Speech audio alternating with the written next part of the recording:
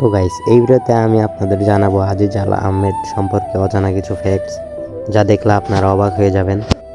আজিজ আল আহমেদ অনেক বড় মনের একটি মানুষ ছিলেন। সে লোকদের দান করতে অনেক ভালোবাসতেন এবং তাদের সাথে অনেক সহজেই মিশে যেতেন। কিছু নিউজ থেকে আমি নিশ্চিত হয়েছি যে তার একটি ওয়াইফ এবং 6 মাসের একটি ছেলেও আছে। আজিজ আল আহমেদ শুধুমাত্র টিকটকেই জনপ্রিয় নয়, তিনি মিডিয়াতেও অনেক জনপ্রিয়তা লাভ করেছেন এবং অল্প কিছু দিনের ভিতরে মিডিয়াতেও জনপ্রিয়তা পেয়েছিল। তার মূল কারণ হচ্ছে তার ছোট সাইজের দেহ। এই দেহের জন্যই তিনি এত ভাইরাল। আর এর কারণ হিসাবে তার লুক এবং স্টাইলকেও বলা যায়। তার জন্ম সৌদি আরবে এবং জন্মের সময় থেকেই তার হরমোনজনিত সমস্যা থাকার কারণে তিনি 3 ফিটের বেশি বড় হয়নি এবং এই হরমোনজনিত সমস্যার কারণেই তিনি পৃথিবী থেকে চলে যান। তো এর থেকে বোঝা যায় যে পৃথিবীতে টাকা পয়সা সব না। আজিজ আল আহমেদ যে মারা গেছেন, তিনি একটি কানাকড়িও নিয়ে যেতে পারেনি। দোয়া করি আল্লাহ তাকে জান্নাতবাসী করুক এবং আমাদের জীবনকে সঠিক পথে চালানোর তৌফিক দান করুক।